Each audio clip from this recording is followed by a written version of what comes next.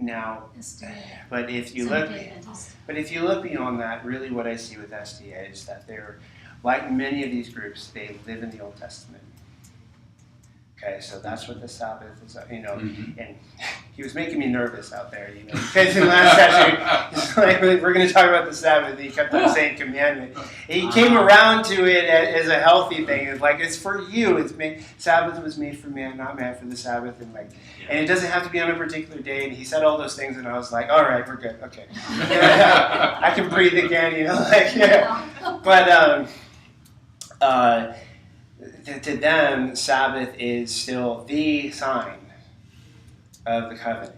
So if you're keeping the Sabbath, if you're worshiping on Sunday, some would even go so far as, and what it actually is that when the Antichrist comes, that's going to be the mark of the beast, is worshiping on Sunday.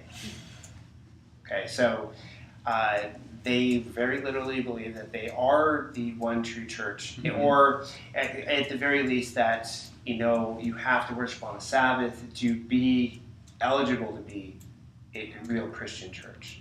Okay, so their dietary code, is very Old Testament-ish.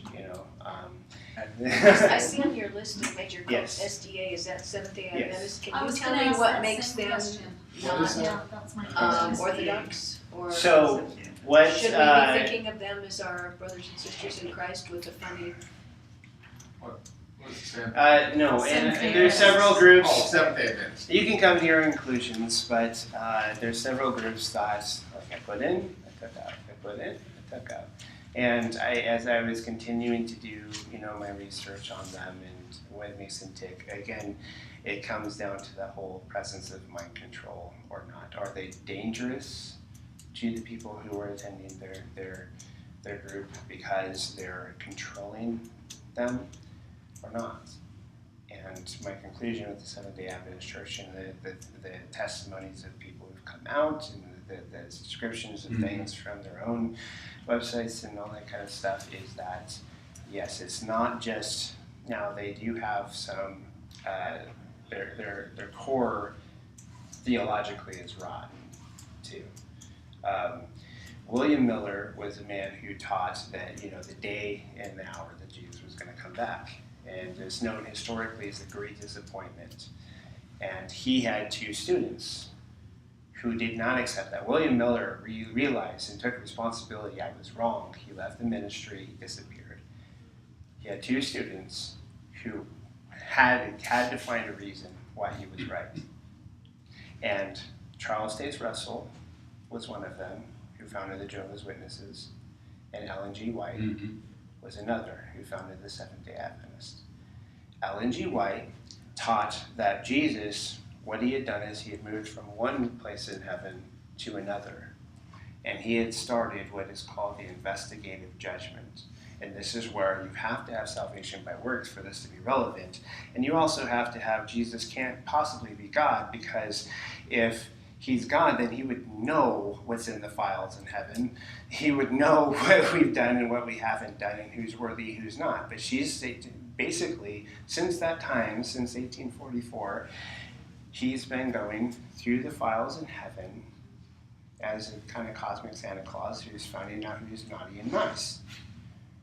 And she actually taught at that time that nobody else could be saved because that time had already started.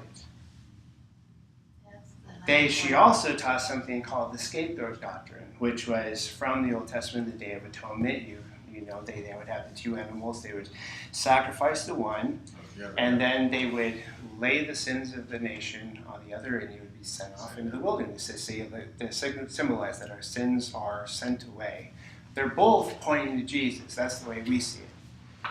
Ellen G. White taught that the scapegoat is Satan, and that ultimately the sins of the world are going to be placed upon Satan as he's cast into hell.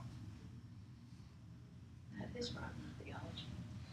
So, and even going beyond that, it's not everybody, but they definitely would encourage it that schooling-wise, that you're going to go to SDA elementary school, junior high, high school, college.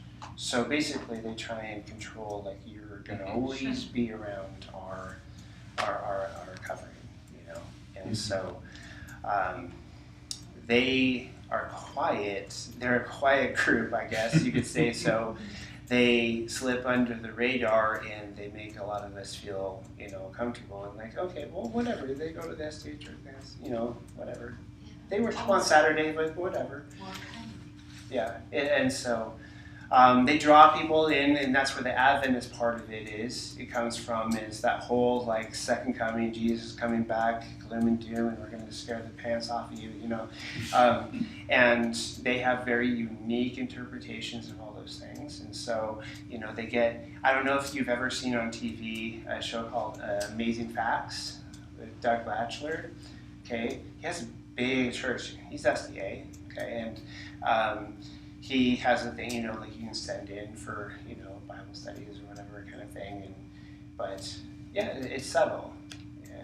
Yeah, again, Very so. often there are little tracts that arrive in the mailbox saying we're having a seminar this weekend Right. about the end times. And that's a big draw. That's a big draw for them.